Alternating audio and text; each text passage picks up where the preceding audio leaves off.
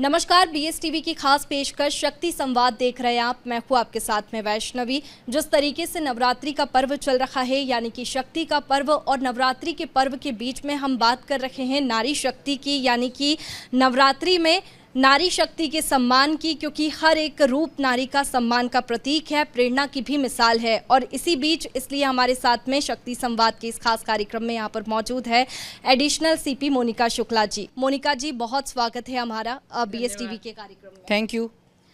मोनिका जी, जिस तरीके से हम इस कार्यक्रम में सफलता से संघर्ष तक की कहानी बता रहे हैं, और मेरी सहयोगी यहाँ पर यशा भी मौजूद है जो कि नारी शक्ति को लेकर के तमाम जो प्रश्न है वो पूछेंगी। इसके साथ ही जो कहानी है आपकी, क्योंकि लोग जानना चाहते हैं कि जब आप वर्दी में रहती है तब किस तरीके से कार्य करती है, और उसके बाद में जब आप अपने घर पर होती है तो कैसे अपने घर को वर्दी में रह करके मैनेज करती है। बिल्कुल वैष्णवी, मैं भी जानने के लिए बहुत उत्सुक हूँ कि मैम उनकी प्रोफेशनल लाइफ में कैसी है। साथ ही मैं ये भी जानना चाहती हूँ कि वो उनकी पर्सनल लाइफ ड्यूटी के दौरान कैसे मैनेज करती हैं। बिल्कुल, इसलिए यशा मैं सबसे पहले मैम से यही पूछना चाहूँगी कि इस पोजीशन पर आप हैं और वर्दी पहन करके कैसा लगता है, कैसी फीलिंग आती है? मेरा वर्दी पहनकर बहुत ही अच्छा लगता है। एक दायित्व का, एक कर्तव्य का बोध होता है कि हमको इतनी कड़ी मेहनत के बाद ये वर्दी मिली है। लाखों हजारों कैंडिडेट्स के बीच में हमारा चयन हुआ है, और हमको जब शासन ने वर्दी दी है तो इस वर्दी से जुड़े जो दायित्व हैं, जो कर्तव्य हैं, हम उनको निभाएं, और जो भी हम किसी पीड़ित के साथ यथासंभव उनकी मदद जो चाहते हैं वो पूरी करें, तभी इस वर्दी के साथ हमारा एक सदुपयोग हो सकेगा। बिल्कुल मैम, जिस तरीके से वर्दी पहन करके सभी को प्राउड होता है, और आप एक महिला हैं, तो कैसे संघर्ष हुआ और कैसे सफलता मिली? मैं मंदसौर में मेरी पढ़ाई हुई है। मैंने एमएससी मंदसौर से की है, वहीं मैंने केमिस्ट्री में पीएचडी भी की है। उसके साथ ही मेरा मन शुरू से प्रशासनिक सेवा में जाने का था, और जब मैंने पीएससी का फॉर्म भरा तो मैंने सबसे पहले उसमें डीएसपी को टिक किया, और मुझे खुशी है कि पहली ही बार में मेरा सिलेक्शन हो गया। तो जब हम ट्रेनिंग को गए तो हम लोग ट्रेनिंग में 4 लड़कियाँ थे और कुल टोटल 21 कैंडिडेट थे, तो सभी का सहयोग मिला। उसके बाद मेरा विवाह भी मेरे ही बैच के सहपाठी के साथ हुआ। हमको काफ़ी परिवार की तरफ से काफ़ी सपोर्ट मिला, बच्चों की तरफ से सपोर्ट मिला। तो एक बहुत ही अच्छी यात्रा रही, इसमें बहुत ज़्यादा संघर्ष भी नहीं करना पड़ा, और हम जो चाहते थे कि एक वर्दी के साथ हमारा प्रशासनिक दायित्व रहे, वो मुझे मिला। मैम, जब आपने ड्यूटी ज्वाइन की थी तो आपको बहुत ऐसा लगा होगा कि ये वाला काम मैं नहीं कर पाऊंगी, या ये मेरे लिए बहुत टफ है। तो मैम फिर आप, और अब आपको ऐसा लगता है कि नहीं यार, मैं ज़्यादा सोचती थी, अब तो ठीक है, तो फिर मैम ऐसा कुछ? मैंने जब ज्वाइन किया तो मेरे पूरे परिवार में प्रशासनिक सेवा या पुलिस सेवा में कोई भी व्यक्ति नहीं था। यद्यपि जब मेरा विवाह हुआ तो मेरे पति और मेरे ससुर पुलिस सेवा में थे। मैं पुलिस के बारे में बहुत ज़्यादा जानती नहीं थी। तो जब प्रशिक्षण आरंभ हुआ, ट्रेनिंग थी, ट्रेनिंग काफ़ी टफ होती है। जितनी फिजिकल एक्टिविटीज़ पुरुषों के लिए होती हैं वही महिलाओं के लिए भी होती हैं। फिर मैं दीपालपुर इंदौर में थाना प्रभारी बनी। मुझे शुरुआत से कुछ ऐसा नहीं लगा कि ये काम मैं नहीं कर सकती या ये नहीं हो सकता। हाँ, रात्रि में कहीं हम जाविश के लिए जाते हैं या किसी लुटेरे को और क्रिमिनल्स को पकड़ने जाते हैं, तो आमतौर पे शुरुआत में ऐसा माना जाता था कि महिलाओं को भेजने की जगह पुरुषों को भेजना है, कि उनके लिए शायद ये थोड़ा सा अनकंफर्टेबल होगा। लेकिन ऑफिसर्स रैंक में आई थिंक सभी बराबर होते हैं, तो मुझे कभी ऐसा लगा नहीं कि ये काम मैं नहीं कर सकती। बिल्कुल मैम, और आपकी लाइफ का ऐसा कोई इंसिडेंट जिसे देख करके और उस इंसिडेंट के बारे में सोच करके आपको अपनी वर्दी पर फख्र होता है कि ये प्राउड मोमेंट है मेरे लिए? मैं एसपी रायसेन थी और रंग पंचमी का दिन था। पुलिस की होली आमतौर पर होली रंग पंचमी के बाद में ही होती है। तो उस दिन अचानक से हम लोग सब ड्यूटी करके थके हुए थे, तो मुझे पता चला कि सिलवानी हमारा एक सब डिवीज़न होता है, वहाँ एक गांव था जो आदिवासी बहुल्य गांव था। तो एकदम से शाम को फ़ोन आया कि सर वहाँ झगड़ा हो गया, और फिर लगातार फ़ोन आते रहे कि सर वो लोग कुछ किसी लड़की से छेड़खानी का मामला था, तो कुछ लोग नाराज़ हो गए और काफ़ी मात्रा में शराब का सेवन किए और समझ नहीं पा रहे, और हमारे पास फोर्स काफ़ी कम है। हमने तत्काल फोर्स भेजा। फिर वो हमको ऐसा लगा कि नहीं, इसमें हमें भी जाना चाहिए। तो वो हेडक्वार्टर से वो जो गांव था लगभग 1.5 से 2 घंटे की दूरी पे था। हम रात में चले गए और सारे लोग उत्तेजित होकर, एक परिवार में 3 घर थे, तो उस घर को घेरे हुए थे, और ऐसा लग रहा था कि वो कभी भी जला देंगे। तो मुझे भी थोड़ा तनाव हो गया कि ऐसा ना हो कि भाई वो घर जला दें, तो क्रेडिबिलिटी भी बात होती है और फिर हम पुलिस काहे के लिए हैं। तो हम लोग तत्काल गए, फिर वहाँ जो लोग थे एक पार्टी उनको समझाने बैठी, फिर हमारे जो एडीएम सर थे उन्होंने उनको काफ़ी समझाया और दूसरी पार्टी हम गए और वहाँ जो महिला पुरुष थे, बच्चे थे, उनको अपनी गाड़ी में बैठकर हमने तत्काल दूसरी जगह रवाना किया।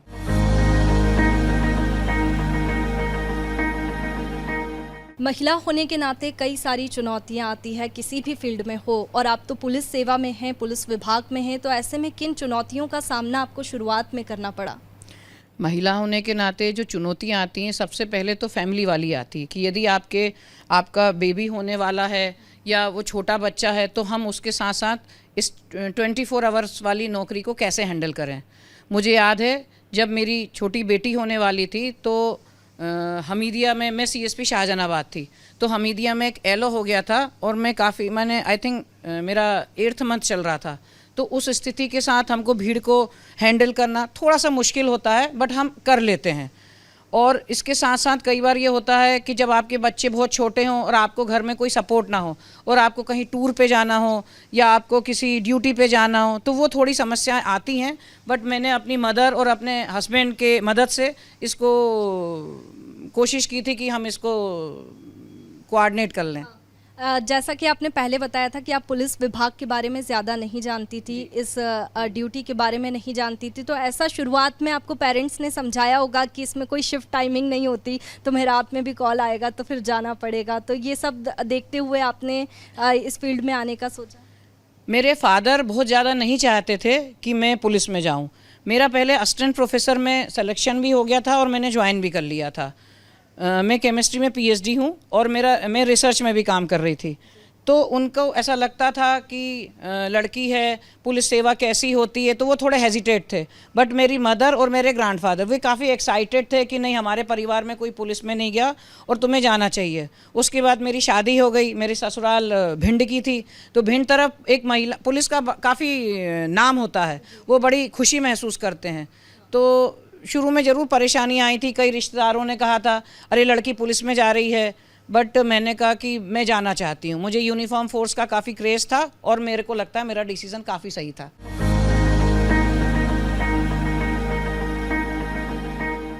मैम, तो जैसे कि अब आप पुलिस वाली लाइन में हैं, तो मैम आपके बच्चे पुलिस लाइन में हैं या कोई दूसरी फील्ड में हैं? मेरे बच्चे दूसरी फील्ड में हैं। मेरे बेटे ने बिट्स से मैकेनिकल इंजीनियरिंग में पढ़ाई करी है और वो अभी बैंकिंग में है, और मेरी बेटी मेडिकल के 3rd ईयर में पढ़ रही है। तो मैम वो लोग पुलिस लाइन में क्यों नहीं आए? मतलब इंटरेस्ट नहीं था या दूसरी फील्ड में इंटरेस्ट था?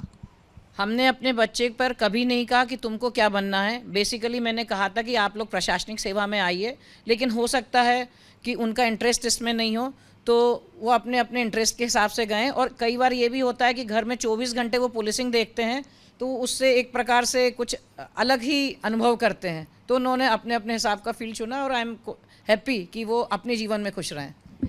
कोई भी आप जैसे बड़े पद पर हैं अभी, तो बच्चों को कैसा लगता है, कैसा फील होता है, वो अपने आपका परिचय दूसरों को कैसे देते हैं? मैंने अपने बच्चों को जो मुझे पदेन सुविधाएं मिलती हैं कभी नहीं दी। उनको हमने बिल्कुल धरती पर रखा है ताकि जब वो अपने फील्ड में जाएं तो वो उनको किसी प्रकार का ऐसा हेजिटेशन ना हो। और आई थिंक एक बार मेरी बेटी के स्कूल में मुझे एज ए गेस्ट बुलाया गया था ट्रैफिक के बारे में, तो मुझे लगा कि शायद उसको पता नहीं कैसा लगेगा, तो मैंने अपनी जगह अपने एक सबॉर्डिनेट को भेज दिया। शाम को बताया तो बोली अरे मम्मी आपको आना था, मैंने सब फ्रेंड्स को बताया था मेरी मम्मी आने वाली हैं। तो मैंने कहा अच्छा, तो मुझे यही लगा कि वो प्राउड फील करते होंगे। और कई बार क्या होता है कि बच्चों के दोस्त होते हैं, उनके साथ कोई साइबर क्राइम से रिलेटेड कोई समस्या आ जाती है, तो बच्चे तत्काल मुझे फ़ोन लगाते हैं कि मम्मी मेरा फ़ला दोस्त या फ़ला सहेली है, उसके पापा या मम्मी के साथ ऐसा हो गया। तो मैंने बताया तो इसकी क्या हेल्प हो सकती है। तो ऐसे जैसे कॉल्स आते हैं और कुछ कॉल्स सही भी होते हैं, लेकिन कुछ ऐसे रहते हैं कि ट्रैफिक नियमों का पालन ना करते हुए वो बोलते हैं कि हम इस अधिकारी को फ़ोन लगा रहे हैं या फिर इससे बात कर लीजिए, तो उन्हें लेकर के आप क्या कहेंगे, उन कॉल्स को क्या कहेंगे? मैं एडिशनल एसपी ट्रैफिक भोपाल में थी, तो एक बार एक सज्जन का चालान बनाया गया। वो काफ़ी रश ड्राइविंग कर रहे थे और हेलमेट वगैरह भी नहीं पहने थे। फिर वो आके मेरे ऑफिस में थोड़ा सा नाराज़ होने लगे कि भाई आपके ट्रैफिक कर्मी ऐसे कैसे कर सकते हैं, मुझे इतने जल्दी जाना था, मेरा इतना टाइम वेस्ट हुआ। हमने उनको कूलली बिठाया कि सर आप बैठें, आप पानी पीजिए, और मैंने कहा आई एम सॉरी कि मेरे सबॉर्डिनेट ने आपको ऐसा किया। मैंने कहा हमको बिल्कुल नहीं करना था, बल्कि जब आप बिना हेलमेट के आप इतनी रश ड्राइविंग में जा रहे हैं, कहीं आप टकरा जाते, हमको सर तब आना चाहिए था, तब हम आपको उठाते अस्पताल ले जाते। मैंने कहा हमने बिल्कुल गलत किया। वो शायद मेरे बातों में जो व्यंग छुपा था उसको समझ गए, बोले नहीं नहीं मैडम आई एम सॉरी। मैंने कहा सर हम जो चालान ले रहे हैं वो आपकी सिक्योरिटी के लिए ले रहे हैं, ताकि आप में एक अवेयरनेस आए। जो यातायात का काम है काफ़ी कठिन काम होता है। जैसे कोई रॉन्ग साइड से है, मान लीजिए कोई वन वे है, तो आदमी उसमें घूम के जाता है, या हम कहीं रेड लाइट पर होता है, रेड लाइट हो गई है और आप निकल रहे हैं, तो एक भाव होता है लोगों का कि नहीं मैं निकल गया तो मेरे को कोई नहीं रोक सकता। जबकि उनको ये समझना चाहिए कि जो यातायात के नियम के हैं वो आपके स्वयं की और अन्य पैसेंजर की सुरक्षा के लिए हैं। तो हमको इन नियमों का पालन करने में फ़ख्र होना चाहिए। हम लोग जगह जगह स्कूलों में जाते हैं और बच्चों को सिखाते हैं कि अपने पेरेंट्स से बोलें कि रश ड्राइविंग ना करें और ट्रैफिक को नियमों का पालन करें। और मुझे बहुत खुशी है कि बच्चे हमारी इन बातों को सुनकर अपने माता पिता को टोकने लगे हैं कि नहीं पापा आप रश ड्राइविंग मत कीजिए, आप बेल्ट लगा के कीजिए। तो एक अवेयरनेस लाना चाहते हैं हम। बिल्कुल। और इसके साथ ही एक और प्रश्न मेरा आया है कि जिस तरीके से ये जो पुलिस सेवा है, पुलिस सेवा में काफ़ी कुछ बदलाव आया है पिछले कुछ सालों में, लेकिन आपका अनुभव क्या कहता है कि और क्या कुछ बदलाव जो है वो पुलिस सेवा में होने चाहिए ताकि आम जनता को बहुत सहूलियत मिल सके? पुलिस सेवा में जब मैं रिक्रूट हुई थी और आज की तारीख में काफ़ी बदलाव आया है। हमको जब हम रिक्रूट हुए थे तो हमारे पास जो वाहन होते थे काफ़ी पुराने टाइप के होते थे और बड़े कम लोगों को मिलते थे। अब हमको शासन ने सुविधाएं बढ़ाई हैं और जो अपराध होते हैं उनका भी ट्रेंड अलग तरह से हुआ है। अब साइबर क्राइम काफ़ी होने लगे हैं और कंप्यूटर फ्रॉड होने लगे हैं। मोबाइल पर अपनी पहचान को छिपाकर लोग अपराध करने लगे हैं। महिला अपराध बढ़े हैं। तो जैसे जैसे अपराध का रूप बदलता है हमको उसी प्रकार का प्रशिक्षण लेना भी पड़ता है और देना भी पड़ता है।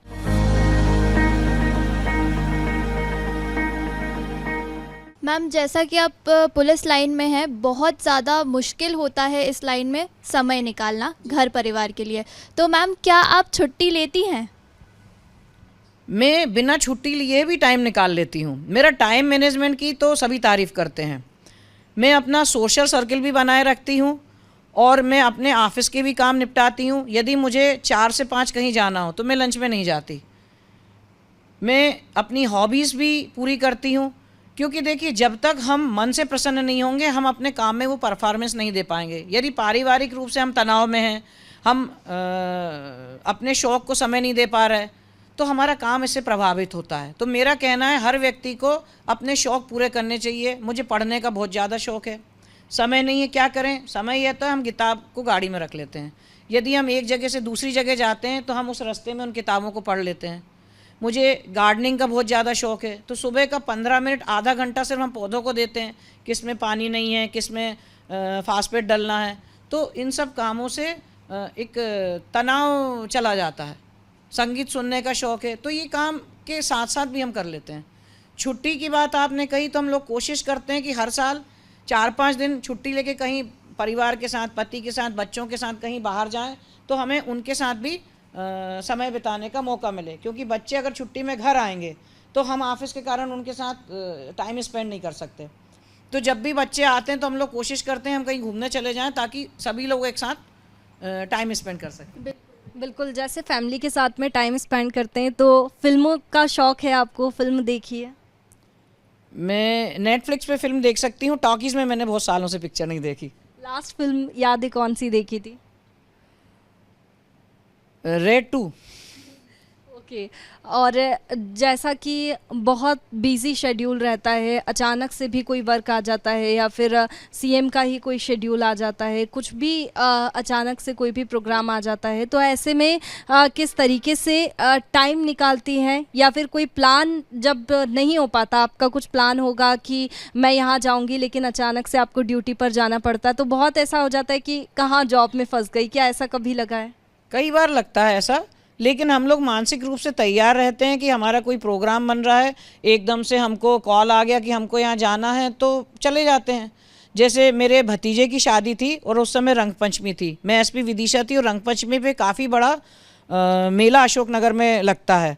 तो मैंने अपने सर से, सीनियर से बोला था कि सर मुझे रंग पंचमी का जैसे ही त्यौहार ख़त्म होगा मेरे को शाम को छुट्टी चाहिए, क्योंकि दूसरे दिन उसकी शादी जाना है। तो वो भीड़ गई नहीं। अब मैं देख रही हूँ भीड़ कब ख़त्म होगी, जब भीड़ ख़त्म होगी तब मुझे छुट्टी मिलेगी। मेरे को दूसरे दिन 12 बजे परमिशन मिली जाने की। तो थोड़ा लगता है ऐसी चीज़ में, बट अब लाइफ है, 32 साल से यही कर रहे हैं।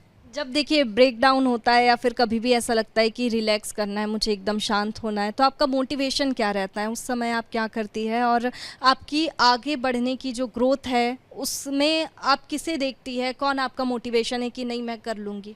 मैं सबसे ज़्यादा अपने परिवार, अपने दोस्तों को देखती हूँ कि अगर मैं बेचैन हूँ, कहीं कोई पर्सनल प्रॉब्लम या प्रोफेशनल प्रॉब्लम है, तो अपने परिवार से या अपने दोस्तों के साथ लंबी चर्चा करने से वो स्ट्रेस दूर हो जाता है। आप संगीत सुनो, आप आराम से लेट जाओ, सो जाओ, एक अच्छी नींद ले लो, ये काफ़ी मायने रखता है। मैम आप फिटनेस को मेंटेन करने के लिए क्या करती है? Yoga, gym, Zumba classes? मैं रोज़ 1 घंटे पार्क में वॉक करती हूँ और शाम को आई थिंक 7 दिनों में से 4 दिन तो मैं जिम चली जाती हूँ। मैं स्विंग भी करती हूँ शाम में।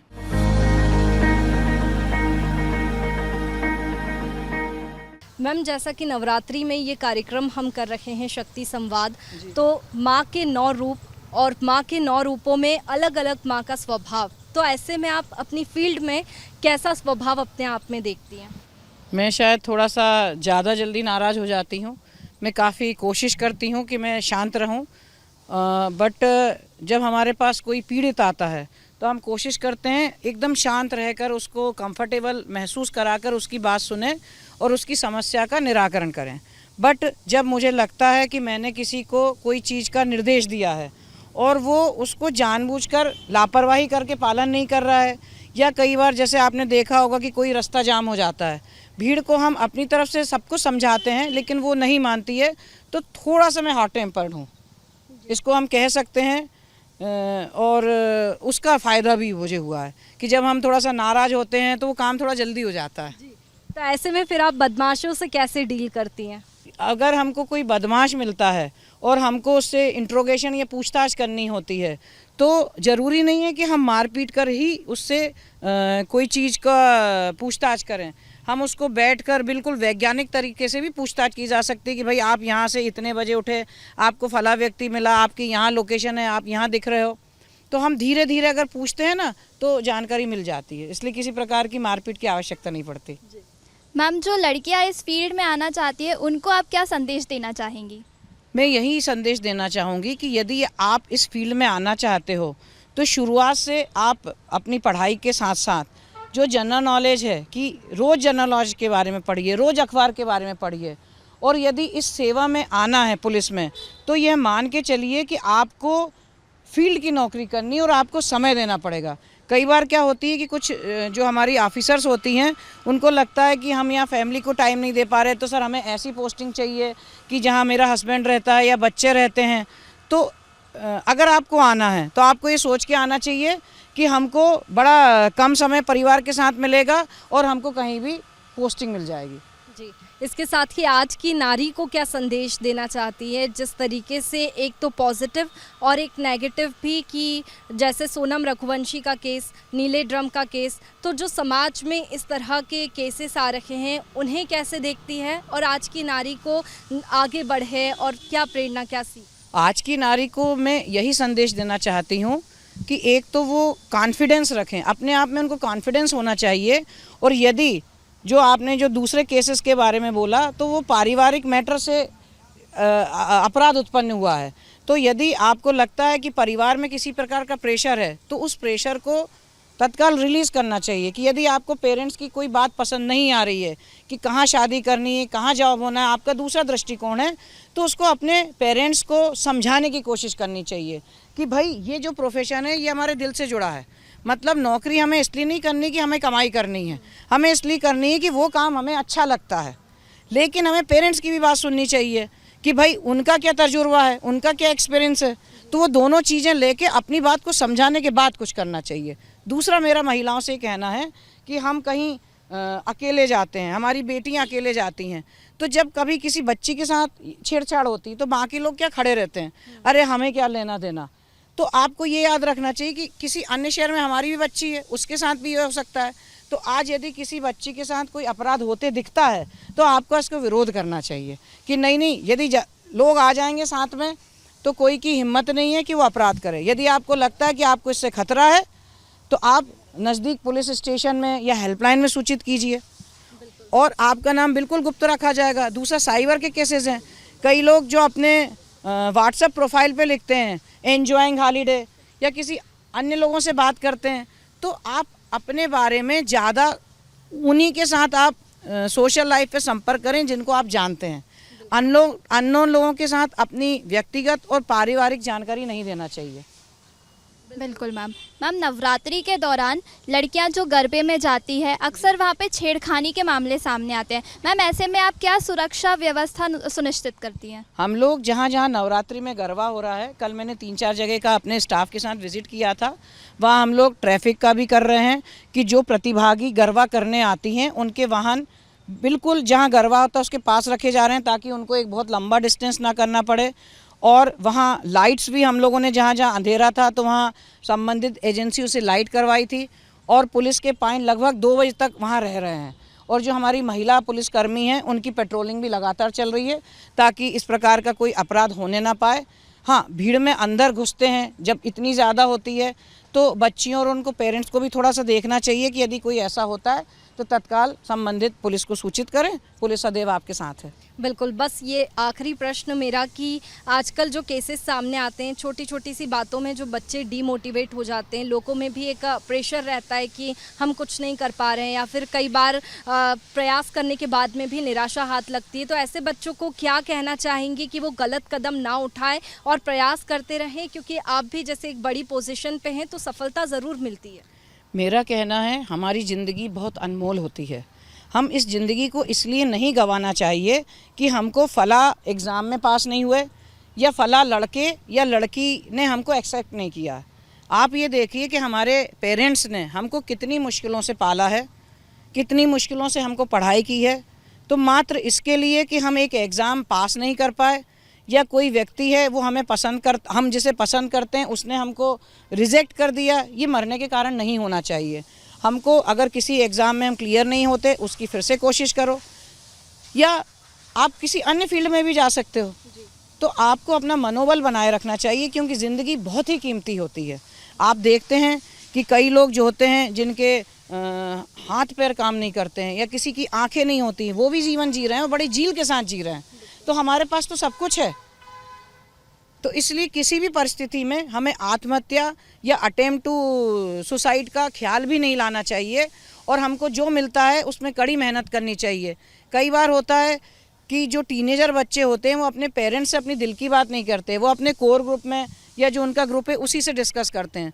तो यदि आपको लगता है कि कोई आपको परेशान कर रहा है तो आप अपने पेरेंट्स से कंसल्ट कीजिए। एक छोटा सा 2 लाइन बताना चाह रही हूँ। मैं इंदौर एसपी थी तो एक मर्डर हो गया हमारे यहाँ। तो एक बच्ची थी, वो मेडिकल कॉलेज में पढ़ती थी, एक लड़का उससे 1 साइडेड लव करता था तो उसके पीछे पड़ता होगा, तो लेकिन उसकी माँ ने डर के मारे ना तो पुलिस को ना अपने हस्बैंड को ये बात बताई। वो लड़का उनके घर में गया, उसने बोला आंटी जी मैं अब इसके परेशान नहीं करूँगा, मेरे को बस 5 मिनट दीजिए बात करने के लिए। तो उन्होंने अपनी बेटी को बुलाया कि बेटी ये लड़का है, इससे बात कर लो, और किचन में पानी लेने दे गई। इतनी देर में उस लड़के ने उसको फायर करके तभी ख़त्म कर दिया। मैं आज तक वो इंसिडेंट नहीं भूल सकती। जब मैंने उस बच्ची की बॉडी देखी इतना ख़राब लगा। तो मेरा ऐसा लोगों से अनुरोध है कि कभी भी कोई आपको परेशान करता है आप अपने पेरेंट्स को ज़रूर बताइए, और पेरेंट्स से भी अनुरोध है कि इसको ऐसे कुछ लगता है कोई दिक्कत, तत्काल आप पुलिस की मदद लीजिए। आप उस लड़के के पेरेंट्स से बात कीजिए, आप नज़दीकी थाने में जाइए, आप जो हमारे हेल्पलाइन नंबर है उन पे बात कीजिए ताकि इस प्रकार की कोई दुर्घटना ना हो। तो देखिए, नवरात्रि के अवसर पर हम उन तमाम पुलिस अधिकारियों की, महिला पुलिस अधिकारियों की बात कर रहे हैं। इसके साथ ही संघर्ष से सफलता तक की जो कहानी है वो आप तक पहुंचा रहे हैं, और कई सारे जो बिंदु है वो हम इस कार्यक्रम में आपको बता रहे हैं कि वो अपनी ड्यूटी के साथ में अपनी पर्सनल लाइफ को कैसे मैनेज करती हैं। बिल्कुल, इस कार्यक्रम के माध्यम से हमने जाना कि मैम उनके ड्यूटी के दौरान कैसी है, साथ ही हमने ये भी जाना कि वो उनकी पर्सनल लाइफ में कैसे ड्यूटी और पर्सनल लाइफ को मैनेज करती हैं। बिल्कुल, कई सारी ऐसी बातें सकते हैं, जो महिला पुलिस अधिकारियों के बारे में जानना ज़रूरी है और हर एक महिला को वो प्रेरणा देती है, एक सीख देती है कि वो भी आगे बढ़े और मैं हूँ और मैं कर सकती हूँ। इस तरह से जो महिला पुलिस अधिकारी है वो सुरक्षा भी करती है समाज की, इसके साथ ही समाज को एक संदेश भी देती है और ऐसे ही हर एक महिला सम्मान की प्रतीक है, शक्ति की मिसाल है और ये प्रेरणा हमें सिखाती है कि हम आगे बढ़ सकते हैं और कुछ कर सकते हैं। नमस्कार।